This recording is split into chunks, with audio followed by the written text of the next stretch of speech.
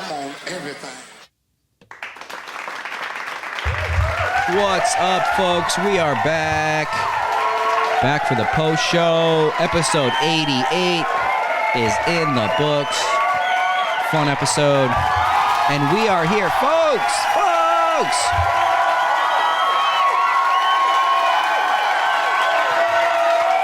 Wow. Okay. Jeez. I like Orange Cassidy too. God. Is this Tuesday Night Titans? Wrestling fan Kris, are you with us? Hello. We are back, folks.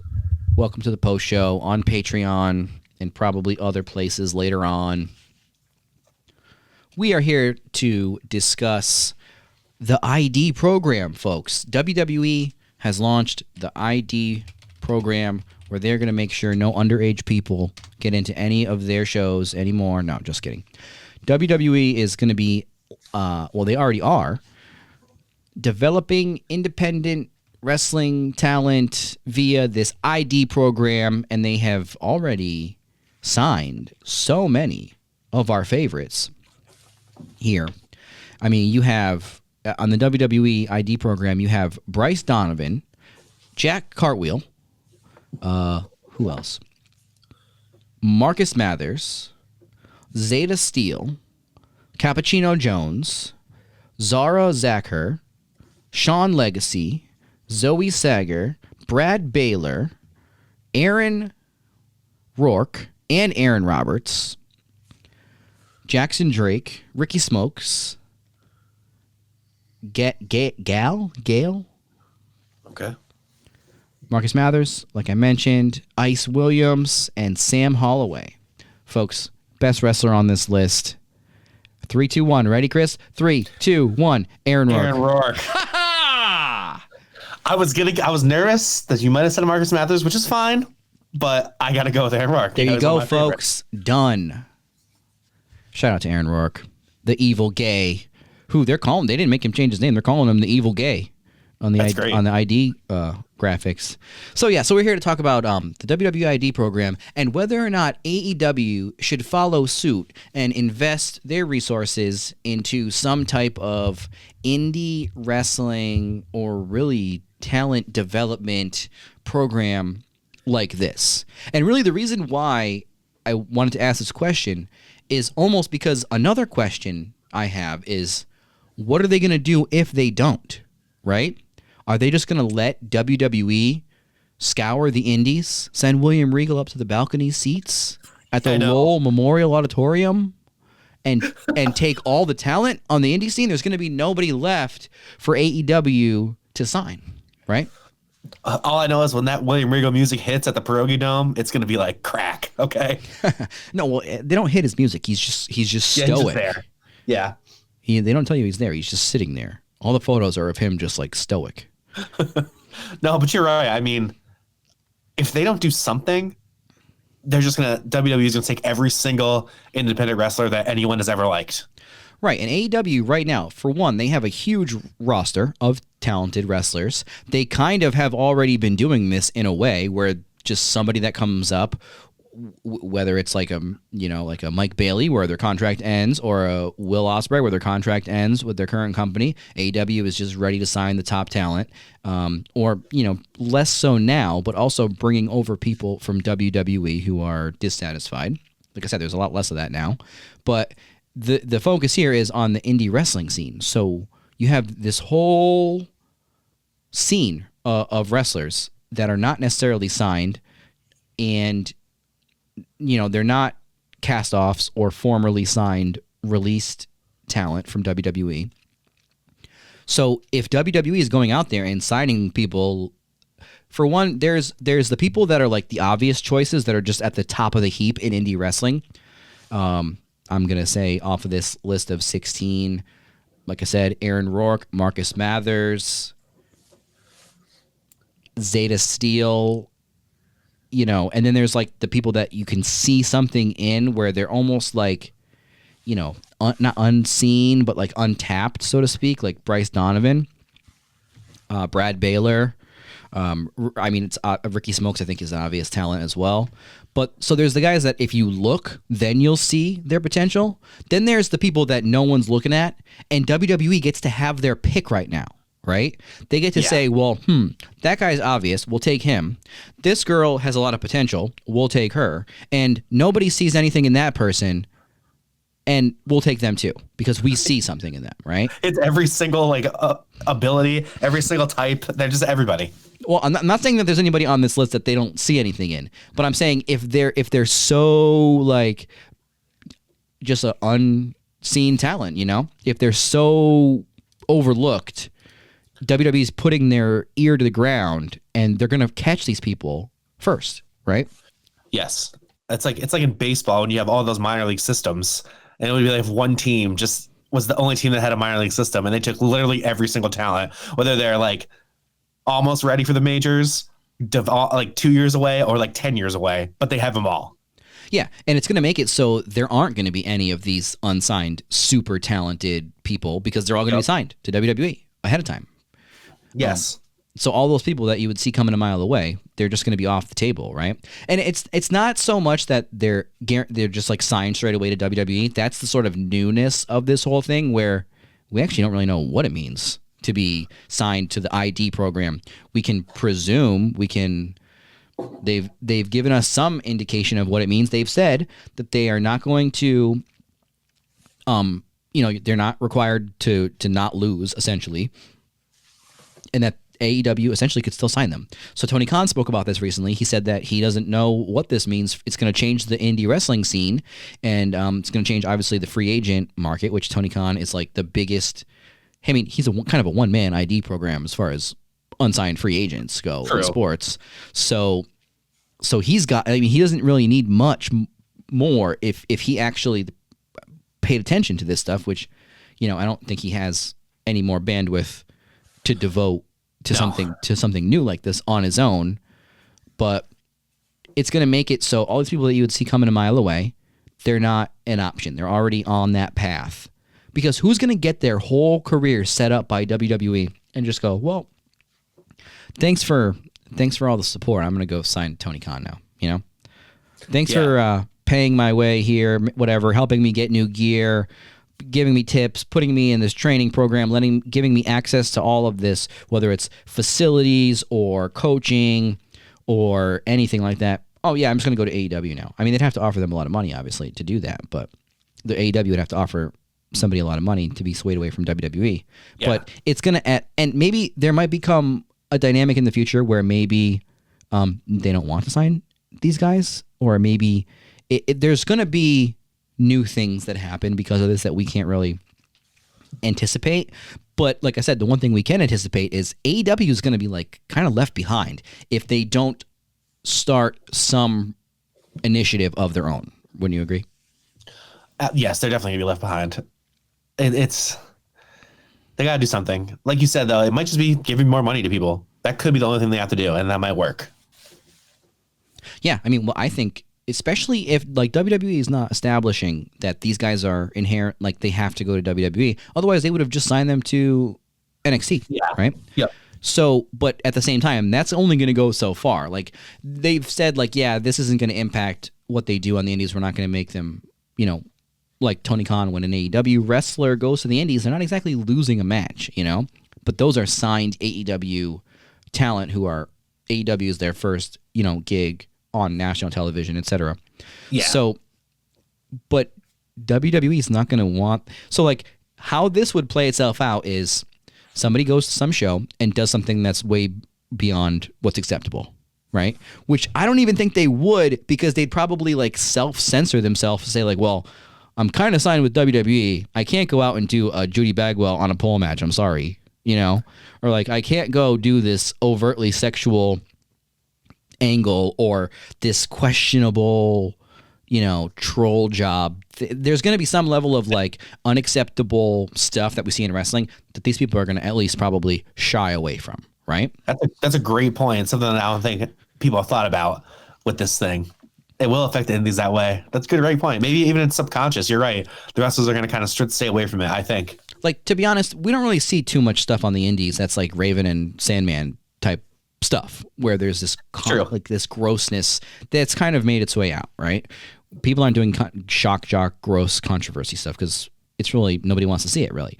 But in general, as far as losing matches goes, I mean, that's only going to go so far. Eventually, somebody's going to say like, "Look, I'm part of the WWE ID program. Okay, I can't fucking lose this match tonight. All right, I'm not losing to Dan the goddamn Candyman. Okay.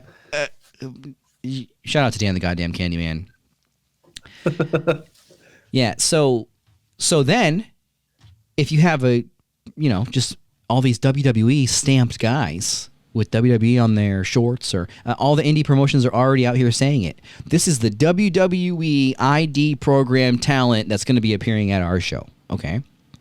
And again, if AEW doesn't get on board with some version of this, then they're going to be left in the dust. And one important component of this is that we're talking about indie wrestling shows. This is supposed to be primarily focused on wrestling schools, right? So it's mostly the people who go to who are associated with the schools of former wrestlers, basically, and people who run wrestling schools that are basically friendly or employed by WWE, a la Booker T, right? Yes. And in the case of Bryce Donovan, he's a graduate of Create a Pro. Same thing with Aaron Rourke. But obviously there's so many Create a Pro guys in AEW. It's kind of like because then if you're the wrestling school and WWE has this relationship now, well, do you then look at AEW differently to say, well, like, look, I got this really talented prospect, but I'm not going to tell you about them. I'm going to tell the ID program about them. That's a good point. They probably will. So I just feel like WWE, this is really, it's a ingenious move for one on their part, but it does put AEW on their back foot in terms of new talent, because I feel like it's kind of cordoning off a large sect of talent and basically giving WWE first dibs on these people. Yes, that's the first dibs. It's definitely which is what they literally have with this. The whole thing is that they have the right of first refusal. So AEW says, bam, Bryce Donovan, we're going to sign you for $1 million. WWE can say, no, you're not. We are. But they can wait. It's almost like they can wait until they get an offer somewhere else. It's basically like saying, you can't go to AEW. We can take you first. Which, again, you're signing these guys to that. So theoretically, they could still go to AEW. Let's say WWE signs somebody and says, well, we're not really ready for you yet. Go to AEW, right? Like, we signed you. We want to keep an eye on you. But, like, if they'll take you, we're not at that stage yet. That's possible, too. But, like I said, AEW, if they don't have guys, for one, they needed this for their current roster. They need to develop all of the people. They've already kind of done this with people like Billy Starks, right? Where they signed them super young, or Nick Wayne, where they signed him, I think, before he was even 18. And it's like, but all you're doing is signing them into this national television weekly format, right? Like, there's no performance center for AEW. And yeah, there are wrestling schools and there are coaches and trainers, Dustin Rhodes, etc., Jerry Lynn, all these guys. But the infrastructure is not as big as it is in WWE, which is now growing with this ID program. And the coaching thing, to me, AEW needs to be kind of reaching out, I think, to these wrestling schools. Because now, if you're the wrestling school, you need to be able to say, well, WWE, fine, you can take some of my, we can have this relationship, Booker T, whoever, which I don't know if it's Bubba Ray or Devon Dudley, if they're involved or anything like that with their separate schools. But then, as the wrestling school, you need to be able to also say, but I'm not only going to go, I'm not going to send everybody to you, AEW, because then it helps the wrestling school say, well, come to my school. Now we are associated with WWE and AEW, so we'll get you in the door in both places. Yeah, great point. Yeah, you're right. They do have to do that. Because right now, all it's doing is saying, come to my wrestling school, we'll get you in the door where? WWE, right? Yes. So it doesn't benefit AEW. Yep. I do think though, I think we can all agree though, this is going to benefit wrestlers probably, no matter where they go, especially if they have that right of first refusal too. So it's like, that's more money that you can get guaranteed. Like if the AEW really wants you and they're going to pay you a certain amount and WWE wants you even more, you're going to make even more money. And that's finally something good for the wrestlers. That's a great point, because if this means a healthier independent scene, which I mean like literally healthier, because some of these guys are just scraping by, okay? Yeah. So if these guys can show up wear, gear that puts them in their best light, be able to train, be able to eat food.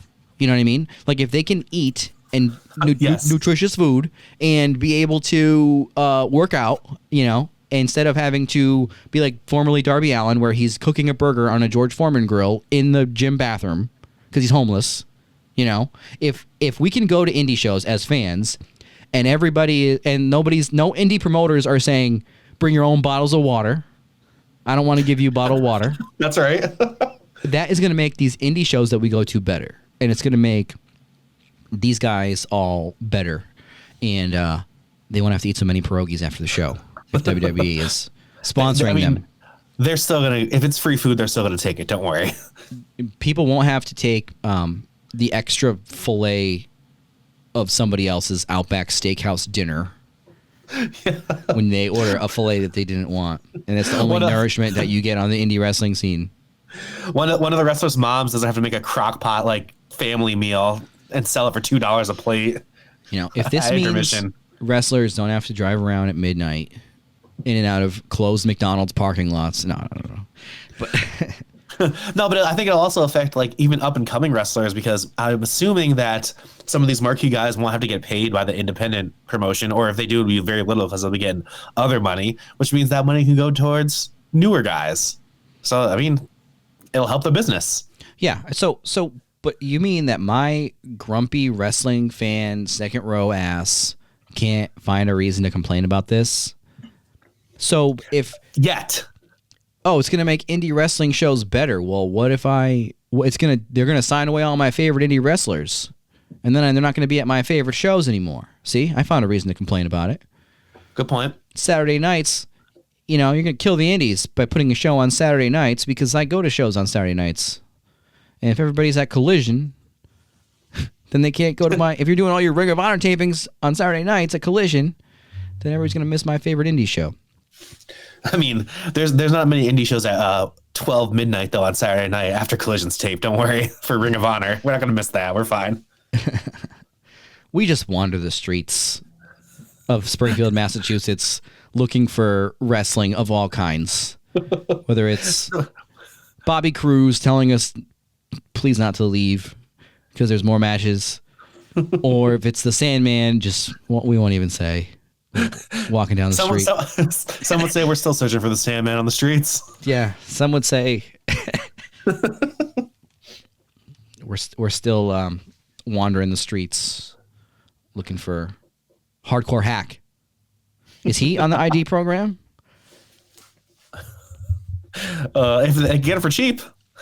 Yeah, they could sign him for sure. They would have right of first refusal. The only person who you don't need you to waive that clause for, because you're good. But yeah, all this is to say that AEW, they already had a weak spot in that they signed people out of the indies, and they ended up with a bunch of people who could have had more experience plying their trade, plying their craft on the indies, getting better at it, as opposed to just being signed and put right on AEW for everybody to then go, oh, what is this? Yeah. Or to be signed by AEW, taken off the indies, and then disappearing for 6 months. Only showing up at autograph signings, apparently. Yeah. Oh, yeah. Oh. But, yeah, so I think that if AEW doesn't make some type of move towards a more robust scouting of indie wrestling talent, there won't be very many people left for them. And WWE is just going to forever have the advantage on younger talent because they already have the NIL program. So they're kind of cornering two sides of the market here. They're cornering these like superior young athletes that can go straight away to WWE, these college athletes. So many people are already doing very great in WWE, like Obafemi. Yep. And Tiffany Stratton. Yeah. And then now, because like when they did that whole thing, like their whole mode of thinking was, we want superior athletes. We can make them into our type of wrestler, right? And then AEW obviously was able to kind of appear with a whole roster full of super popular indie wrestlers, essentially. Yep. So now and then Triple H's whole mode was, well, I will sign the next up and coming indie guys to get buzz, and we'll just keep whoever the most talented is, a la Kevin Owens, Sami Zayn. Although we never saw Sami Zayn on the Indies before he appeared in WWE. I don't know where they found him. That's a good point. Yeah, but they didn't sign El Generico. I mean, I wonder if he's out there. Maybe he can get ID'd. He's the next one, yeah. Yeah, maybe they should. Yeah, El Generico should be on the ID program for sure. But so Triple H was signing just the best of these guys, or all of these guys, and keeping the best of them, basically, right? Whoever can survive in our program, that way we'll get sort of the buzz off of a Kevin Owens, and then it can be sink or swim for Kevin Owens. Yep. That's how their attitude was with indie guys, going back to the whole CM Punk thing where they hated on him because he was from the indies at all. And now they're looking at the indies as just sort of untapped thing that they can mine further, you know? And I don't think it's bad for the indies because like you said, this is just going to make the shows better. And we don't have to worry about these. Maybe they can give them a case of water. So we don't have to worry about these promoters saying, show up to my show hydrated already. That's right. And I'm curious to see, what I'm curious about is when do you stop being an ID indie talent and when do you start being sort of the NXT talent, right? Because on the AEW side, like I said, it's just they signed Billy Starks. They signed Nick Wayne, and obviously Nick Wayne's a prodigy. He can be on national TV every week already. But I just meant as far as his youth goes, right? They sign these indie wrestlers, and then they're just right on TV. And it's like now you don't even, there's all these norms and all this stuff that you don't really have under your belt yet. And you're sink or swim in AEW. So I think that can you imagine a situation where you're at an indie show and it's like, whether it's the indie promoter himself or William Regal, and they're like, you're signed to the WWE ID program. Yay. And then the next match, somebody comes out and it's like, you're signed to the AEW talent development. Yay. And it's like, the fans will just be like, what the fuck? That could happen, though. I mean, really. You'll have Nick Khan in one corner of the Bloodsport arena, and then you'll have Tony Khan in the other corner of the Bloodsport show. Finally, Khan versus Khan. Greek Cultural Center or whatever. Yeah. And you can finally figure out if there's room for more than one Khan in the wrestling business and answer that question Tony Khan posed to us so long ago. Long-term storytelling, the best one he's ever done. All right. So I think we've kicked this thing to death. Yes, folks, let us know what you think. If AEW should start basically doing a better job or doing more scouting of indie wrestlers that can kind of stay on the indies, like WWE is doing with the ID program. And just let us know who you think is out there, folks, that should be part of the ID program or should be part of AEW talent scouting. I think there's one name that I thought would be first on this WWE ID list. And if there is one person that you are choosing on the independent wrestling scene, Kris, to ID, I think you know who I'm talking about here. I'm so surprised that they did not sign Ichiban to this. True, yeah. He's number one. He should have been number one in the ID program. See, I think they already have a list and it's reverse chronological. So once they get to the top of the list, number one, Ichiban will be there. It'll be Ichiban. They're saving their best for last. That's right. Is what it is. So, all right, folks. Be sure to subscribe to the podcast, support us on Patreon, follow us on social media. We are on TikTok, Blue Sky, Instagram, Threads, and every other social media platform that I feel like posting on. So until next time, my friends.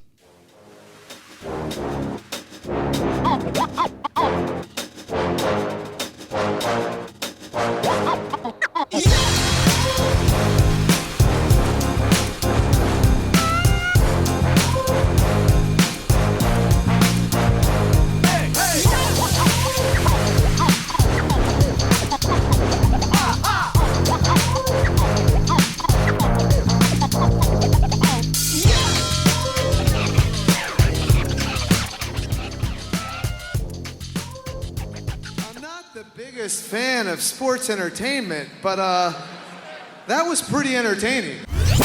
Watch Wrestling with Mike Wallman. Who the fuck